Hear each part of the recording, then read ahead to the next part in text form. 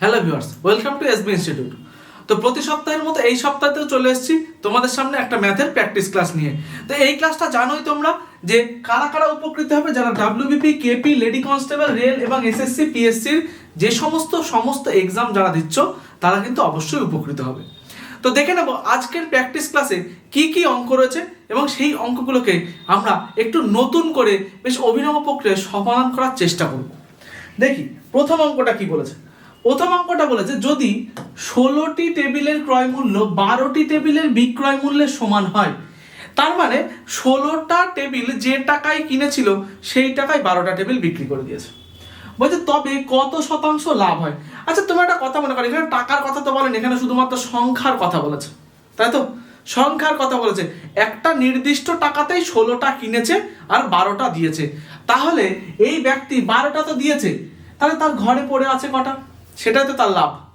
সে 16 টাকা যে টাকা দিয়ে কিনেছিল 16টা, সেই টাকা অলরেডি 12টা বিক্রি করে চলে এসছে। যে 4টে টেবিল পড়ে আছে সেই 4টে টেবিলই তার লাভ। তাহলে এই যে 4টে টেবিল মানে 16 বিয়োগ 12, এই 4টে টেবিল হলো লাভ। আচ্ছা এইবার এই কটা টেবিলে 4টে টেবিল লাভ হলো? সবসময় কোনো জিনিসের ক্ষেত্রে যেটুকু জিনিস আমরা দিই তার উপরে লাভ হয়। আচ্ছা দিয়েছি কটা? 12টা। তাহলে লাভ বাই আগের মানে যা দিলাম সেইটুকু গুণ 100। ঠিক আছে, তাহলে 4 দিয়ে 12কে কাটতে দেখো 3 4 12, 3 দিয়ে 100কে কাটলে হয় 3। আচ্ছা 3 দিয়ে 100কে তো এমনি ভাগ করা যায় না, তাহলে 100/3 মানে হলো 33 পূর্ণ 1/3। তাহলে অপশন এ কিন্তু আমাদের হয়ে যাবে সঠিক উত্তর, 33 পূর্ণ 1/3। তাহলে এটা হলো আমাদের সংখ্যা থেকে সংখ্যা দিয়েই করে ফেলার নিয়ম। আচ্ছা এইবার তোমার যদি মনে হয় না এটা একটুখানি কেমন কেমন লাগছে, একটু অন্যরকম জিনিস, তাহলে দেখো আমি একটা তোমাকে বলে দিই। ধরো 16টি জিনিস কিনেছিল 16 টাকায়, ঠিক আছে? আর তাহলে এই 16টা জিনিস যত টাকায় কিনেছিল, তাহলে 12টা জিনিসও তো তত টাকায় বিক্রি করবে। তাহলে 12টা জিনিসও 16 টাকায় বিক্রি করেছিল, এটা বিক্রি করেছিল, তাই না? তাহলে এইবার দেখো, তাহলে 12টা জিনিস বিক্রি করেছিল 16 টাকায়, কিন্তু 12টা জিনিসের কেনা দাম কত ছিল? 16টা জিনিসের কেনা দাম যদি 16 টাকা থাকে, তাহলে 12টা জিনিসের কেনা দাম 12 টাকা না? তাহলে 12 টাকা যদি কেনা দাম হয়, বিক্রি করেছিল 16 টাকায়, তাহলে লাভ হয়েছিল কত? 4 টাকা। ক্রয় মূল্য কত? 12 টাকা গুণ 100। ঠিক দেখো এইটাই কিন্তু আমরা এখানে লিখেছিলাম। ঠিক আছে, তাহলে এই একই রকম ভাবে তুমি যদি মনে করো যে সংখ্যা দিয়ে সহজে আমি করে ফেলতে পারবো, ঠিক আছে, শুধুমাত্র মনে রাখবা এই নিচে সংখ্যাটা বসে হলো যা আমি দেব, যে পরিমাণ জিনিস আমি দিয়েছি সেই পরিমাণ জিনিসটা কিন্তু নিচে বসবে। পরবর্তী দেখে কি বলেছে, বলেছে একটি রেফ্রিজারেটরের 14,500 টাকায় বিক্রি করায় এক দোকানের 20% ক্ষতি হলো। তাহলে রেফ্রিজারেটরের ক্রয় মূল্য কত? একদম ইজি। তাহলে কি হবে? 14,500 গুণ, আচ্ছা এখানে দেখো 14,500 কি ছিল? বিক্রয় মূল্য। আচ্ছা এখানে 20% ক্ষতিতে বিক্রয় করলে কত পার্সেন্ট বিক্রয় মূল্য হয়? বিক্রয় মূল্য কিন্তু 80%। আর বের করবো কি আমরা? ক্রয় মূল্য। তো আমরা তো ক্রয় মূল্য সবসময় জানি 100% হয়, লিখলাম 100। ঠিক আছে, তাহলে দেখো 0 0 কাটা। আচ্ছা 8 দিয়ে দেখি এটাকে যায় কিনা। 8 দিয়ে গেলে 8 একে 8, 8 আর 6 14 মানে হলো 8 9 63, 64 65 2, তাহলে 8 দিয়ে কিন্তু যায় না, 20 হচ্ছে লাস্টে। আচ্ছা তাহলে এটাকে তো যায় না, কিন্তু দেখো তাহলে এখানে ছিল কি 80 আর এখানে একটা 0 ছিল, এর উপরে 0, এই 0টা কেটে দিলাম, তাহলেই 8 দিয়ে যাবে। তাহলে 8 দিয়ে কত হবে? 8 একে 8, 8 আর 6 14, 8 9 63, আচ্ছা 8 দিয়ে কাটলে হবে 8 একে 8, 8 আর 6 14 65, 8 8 64, 64 আর 1 65, মানে 8 দুগুণে 10, 8 দিয়ে তাও কিন্তু এটাকে যায় না। তাহলে আমরা কি করব? আমরা এইটা কি করি? 4 দিয়ে কাটি। তাহলে 4 দুগুণে 8, 4 দুগুণে 8, আর এটাকে 4 দিয়ে কাটলে 3 4 12, 13 14 2, 4 6 24, 1 4 দুগুণে 8, 4 5 20। আর দেখো এই 2 দিয়েই 10 কে কাটা যায়, 5 দুগুণে 10। তাহলে পড়ে থাকলো কি? 3 6 2 5 গুণ 5। কত হবে গুণ করলে? দেখি 5 5 25 5, হাতে 2, 5 দুগুণে 10 আর 2 12, 2 হাতে 1, 5 6 30 আর 1 31, হাতে 3, 5 আর 3 5 15 আর 3 কিন্তু 18, তাহলে 18,125 মানে অপশন এ হয়ে যাবে আমাদের সঠিক উত্তর। বোঝা গেল? যখনই আমরা যে এখানে দেখো বিক্রয় মূল্য থেকে ক্রয় মূল্যের দিকে যাচ্ছি, বিক্রয় মূল্য থেকে ক্রয় মূল্যের দিকে মানে আমরা পেছনের দিকে যাচ্ছি, তো আমরা যখন পেছনের দিকে যাব তখন কিন্তু সবসময় 100কে উপরে লিখতে হয়, আর যে পার্সেন্টেজে আমরা বিক্রয় করেছি মানে ক্ষতি হলে মাইনাস করে আর লাভ হলে প্লাস করে সেটা কিন্তু আমাদের নিচে বসাতে হয়। ঠিক আছে, পরবর্তী দেখবো কি বলেছে। বলেছে এক আরোহী একটি নির্দিষ্ট দূরত্ব 15 কিলোমিটার পার ঘন্টা গতিবেগে এবং 10 কিলোমিটার 15 কিলোমিটার পার ঘন্টা গতিবেগে যায় এবং 10 কিলোমিটার পার ঘন্টা গতিবেগে ফিরে আসে। বলছে সমগ্র যাত্রাপথের গড় গতিবেগ কত। আচ্ছা, গড় গতিবেগ করার একটাই সূত্র, এক লাইনের, আজকে আমরা শিখে নেব। কি করব, 2 গুণ 15 গুণ 10 বাই 15 যোগ 10, মানে 2 এর সাথে আমরা কি করব, যে গতিবেগ দুটো দেওয়া থাকবে তাদেরকে গুণ করব আর নিচে কি লিখব, তাদের সেই গতিবেগ দুটোর যোগফল, তাহলে কিন্তু আমাদের গড় গতিবেগ বেরিয়ে যাবে। দেখো 2 গুণ 15 গুণ 10 আর নিচে কত হবে 25। আচ্ছা 5 দিয়ে কাটলে 5 5 25, 5 দিয়ে কাটলে 3, 5 দিয়ে কাটলে 5 দুগুণে 10, দেখো 2 আর 3 3 দুগুণে 6, 6 দুগুণে কত 12, মানে অপশনে 12 কিলোমিটার পার ঘন্টা আমাদের সঠিক উত্তর, মানে গড় গতিবেগ ছিল 12 কিলোমিটার পার ঘন্টা। ঠিক আছে, পরবর্তী দেখি কি বলেছে। বলেছে রাম ও শ্যামের মধ্যে বয়সের মধ্যে 16 বছরের পার্থক্য রয়েছে, মানে কেউ একজন 16 বছরের বড়, ঠিক আছে, বা কেউ একজন 16 বছরের ছোট। দিয়ে বলেছে রামের বয়স শ্যামের বয়সে 6 বছর আগে রামের বয়স শ্যামের বয়সের 3 গুণ ছিল, তাহলে এখানে বড় কে বলতো। দেখো বলছে 6 বছর আগে শ্যামের বয়সের 3 গুণ ছিল, মানে শ্যামের যদি 2 বছর বয়স হয় তখন কি রামের তাহলে তার 3 গুণ মানে 6 বছর বয়স ছিল। ঠিক আছে, তার মানে অবভিয়াসলি এখানে কিন্তু রাম বড়। তাহলে আমরা কি করব, আমরা যদি রামকে x মনে করি, তাহলে রাম যদি বড় হয় তাহলে রাম আর শ্যামের বয়সের পার্থক্য কত বলেছে 16 বছর, তাহলে শ্যাম হবে কত 16 বছরের ছোট, 16 বছরের ছোট হলো, এটা গেল। এইবার বলেছে 6 বছর আগে। আচ্ছা এইবার বলো রামের বয়স 6 বছর আগে নিশ্চয়ই এখন যা বয়স তার থেকে 6 কম থাকবে, মানে কত থাকবে x বিয়োগ 6। আর এইবার বলো এখানে আরেকটা বলছে কি, তাহলে এইখানে শ্যামের বয়স 6 বছর আগে কত হবে, শ্যামের বয়স কিন্তু যা আছে তার থেকে কি হবে 6 বছর আরো কমে যাবে। দিয়ে বলেছে কি রামের এখনকার এই বয়স শ্যামের বয়সের 3 গুণ, তাহলে দেখি শ্যামের বয়সের 3 গুণ করলে রামের বয়স হয়, তাহলে রাই হলো রামের বয়স 3 গুণ শ্যামের বয়স। এবার একটু সমাধান করে দেখি কি হয়, তাহলে x - 6 সমান সমান 3x - 3 ষোলো 48 - 3 6 18।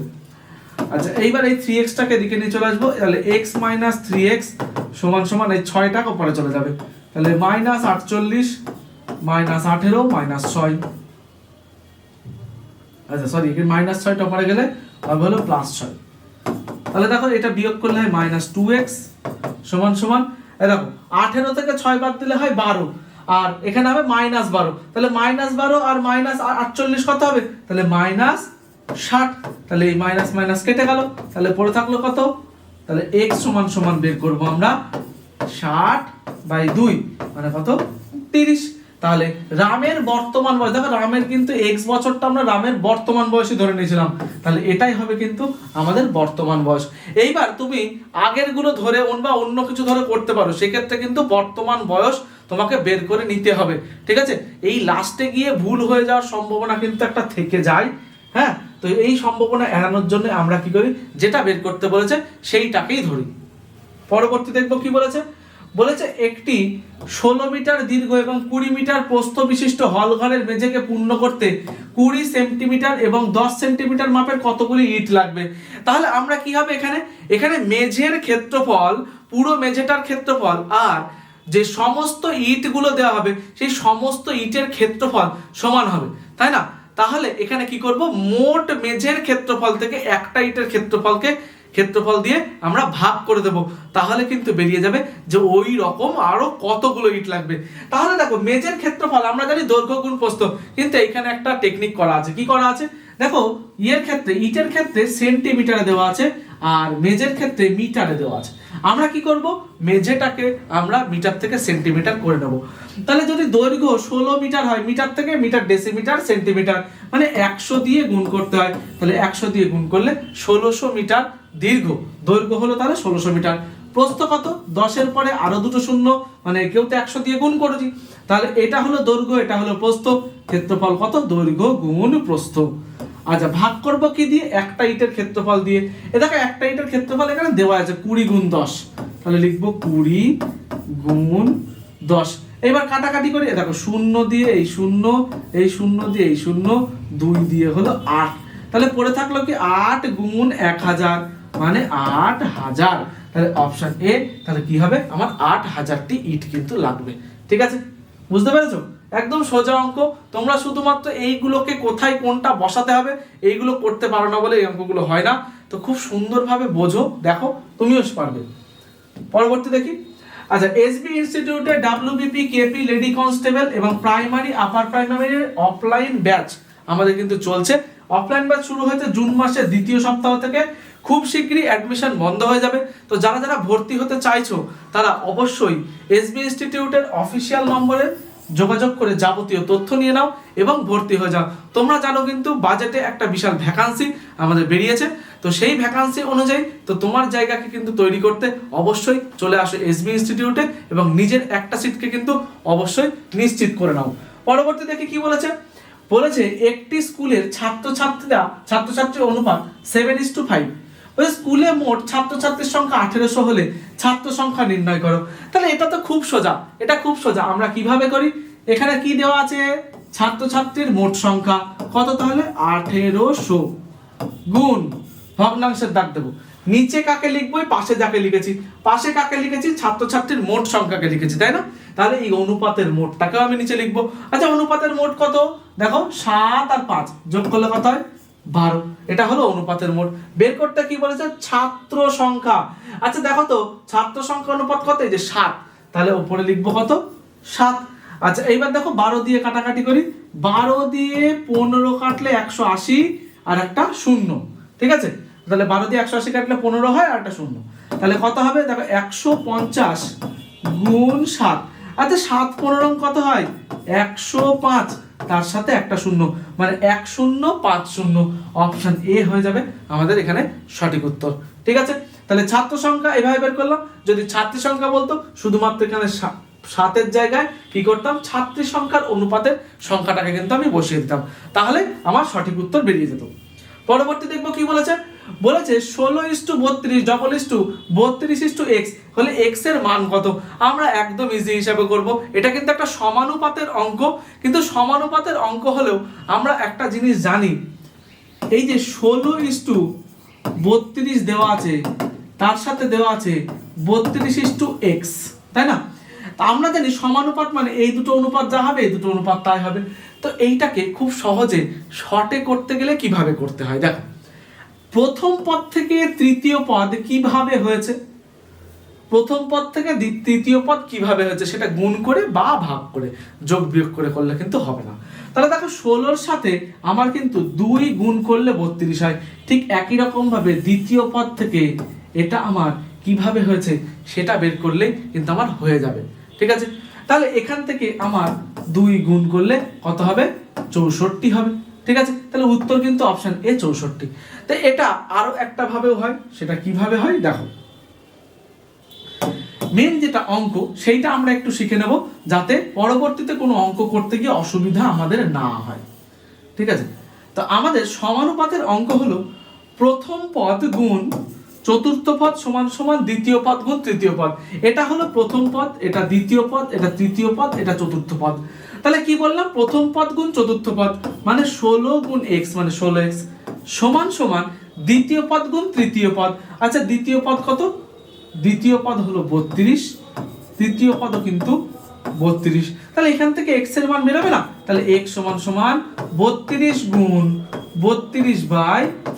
দেখো 16 দিয়ে 32 কাটলে 16 দুগুণে 32, আর 2 দিয়ে 32 কাটলে কিন্তু হয় 32 দুগুণে 64। অপশন এ হয়ে যাবে এটার একদম সঠিক উত্তর 64। ঠিক আছে, তোমার যেটা সুবিধা হয় তুমি সেভাবে করবে। পরবর্তী দেখবো কি বলেছে। বলেছে প্রথম 10টি জোড় সংখ্যার গড় কত। আচ্ছা এটা লিখে নাও, প্রথম এনটি জোড় সংখ্যার গড় এর সূত্র হয় n+1। ঠিক আছে, প্রথম এনটি জোড় সংখ্যার গড় হয় n+1। এখানে কি বলেছিল তাহলে প্রথম 10টি, তার মানে কি হবে n এর জায়গায় 10 + 1 মানে কত হবে, অপশন এ 11 সঠিক উত্তর। এগুলোর জন্য খাতা পেনের কোনো প্রয়োজনই নেই, চোখে দেখে উত্তর করে চলে আসা যায়। আচ্ছা ঠিক একই রকম ভাবে আরেকটা জিনিসও বলে দিই, এখানে জোড়ের জায়গায় যদি বলতো বিজোড় সংখ্যার গড়, আচ্ছা যদি থাকতো প্রথম 10টি বিজোড় সংখ্যার গড়, বিজোড় সংখ্যার গড়, আচ্ছা যতগুলো বিজোড় সংখ্যা, প্রথম যতগুলো বিজোড় সংখ্যা বলবে ততই কিন্তু হয় গড় বিজোড় সংখ্যা। ঠিক আছে, জোড় সংখ্যার সাথে যেমন 1 যোগ হয়, ঠিক একই রকম ভাবে বিজোড় সংখ্যায় কিন্তু যতগুলো প্রথম থেকে যতগুলো সংখ্যা বলে ঠিক সেই নাম্বারটাই হয় কিন্তু গড়। ঠিক আছে, পরবর্তী দেখবো কি বলেছে, বলছে 8 7 5 2 4 4 সংখ্যাটিতে 5 ও 2 এর ফেস ভ্যালু এর সমষ্টি কত। আচ্ছা ফেস ভ্যালুটা কি, ফেস ভ্যালুটা কি, আচ্ছা তুমি ধরো কোথাও গেছো, ধরো অচেনা জায়গায়, কি হবে সবার আগে তোমাকে কিন্তু জাজ করা হবে তোমার ফেস দেখে, তাই তো, তোমার ফেস দেখে বা তোমার ওপরের যে প্রেজেন্টেশনটা সেই প্রেজেন্টেশন দেখে তোমাকে জাজ করা হবে। ঠিক একই রকম ভাবে এইখানে ফেস ভ্যালু মানে হলো ওর রিয়েল ভ্যালু। তাহলে এই যে রিয়েল ভ্যালু কত হবে 875244, দেখো 5 এর রিয়েল ভ্যালু তো 5ই হয়, রিয়েল ভ্যালু আর ফেস ভ্যালু কিন্তু একই। ঠিক আছে, আর 2 এর ফেস ভ্যালু কিন্তু 2ই হয়। তাহলে এদের কি বলেছে সমষ্টি, সমষ্টি মানে যোগ, তাহলে 5 আর 2 কত হবে 7। আজ এটা গেল ফেস ভ্যালু বা রিয়েল ভ্যালুর ক্ষেত্রে। এর আরেকটা মান দেয় স্থানীয় মান। স্থানীয় মানের ক্ষেত্রে কিন্তু একক দশক শতক হাজার করে করতে হয়, সেটা এরপরেও তোমরা ক্লাসের সাথে যুক্ত থাকো, তো আমরা পরবর্তী ক্লাসগুলোতে কিন্তু অবশ্যই নিয়ে আসবো। পরবর্তী কি বলেছে দেখি, বলে যে 4 অঙ্কের বৃহত্তম এবং 3 অঙ্কের ক্ষুদ্রতম সংখ্যার পার্থক্য কত, মানে বিয়োগফল কত। আচ্ছা 4 অঙ্কের বৃহত্তম সংখ্যা, যত অঙ্কের বৃহত্তম সংখ্যা বলবে ততগুলো 9, তাহলে 4 অঙ্কের বৃহত্তম সংখ্যা মানে 4খানা 9 হলো। বলেছে 3 অঙ্কের ক্ষুদ্রতম সংখ্যা, আচ্ছা 3 অঙ্কের ক্ষুদ্রতম সংখ্যাটা কি, 3 অঙ্কের ক্ষুদ্রতম সংখ্যা হলো, ক্ষুদ্রতম সংখ্যা যত অঙ্কেরই বলুক না কেন, ক্ষুদ্রতম সংখ্যা বের করতে গেলে যত অঙ্কের বলে, ঠিক আছে, তার থেকে 1 ঘর কম শূন্য ততগুলো, আর একটা 1, মানে 3 অঙ্কের বলেছে তাই 2টো শূন্য বসাবো আর একটা 1, তাহলে এটা হলো 3 অঙ্কের ক্ষুদ্রতম সংখ্যা। এদের দুজনের বিয়োগ করতে বলছে, বিয়োগ করলে দেখি দেখো 9 9 9 থেকে 1 বিয়োগ করলে 8, আর উপর থেকে নামলো 9, তাহলে 9 8 9 9, এটাই হলো অপশন এ আমাদের সঠিক উত্তর, যেটা 9899। ঠিক আছে, পরবর্তী দেখি কি বলেছে। আচ্ছা আজকের এটা লাস্ট, এটা তোমাদের হোমওয়ার্ক, তো অবশ্যই তোমরা কমেন্ট করে জানাবে এটার উত্তর কি হতে চলেছে, এবং খুব ভালো করে বলছে একটি ঝুড়িতে 450টি আপেল আছে, তার মধ্যে 30% আপেল পচা। বলছে ঝুড়িতে কতগুলি আপেল ভালো অবস্থায় আছে সেইটাই বলতে হবে। এই 4টে অপশন দেওয়া রয়েছে তোমার জন্য। এর থেকে বোঝা যাবে তোমার প্রিপারেশন কত সুন্দরভাবে চলছে এবং তুমি কত সুন্দরভাবে এগিয়ে যাচ্ছ এবং প্রতিনিয়ত কতটা প্র্যাকটিসের মধ্যে আছো। তো আজকের ভিডিওটা ভালো লেগে থাকলে অবশ্যই একটা লাইক করে দিও, চ্যানেলটিকে সাবস্ক্রাইব করে দিও এরকমই আরো নিত্য নতুন কন্টেন্ট পাওয়ার জন্য, এবং তোমাদের বন্ধুদের সাথে একবার শেয়ার করে দিও, তাতে আমাদেরও কিন্তু নতুন উত্তেজনা বা এনার্জি আসে তোমাদেরকে নতুন নতুন কিছু করার জন্য।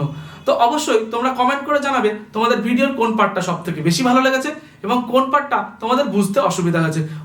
পরের দিন আমরা সেই পার্টটুকু নিয়ে ডিসকাস করব। তো দেখা হচ্ছে আবার পরবর্তী ভিডিওতে। আজকের মতো এখানেই, সুস্থ থাকো, ভালো থাকো।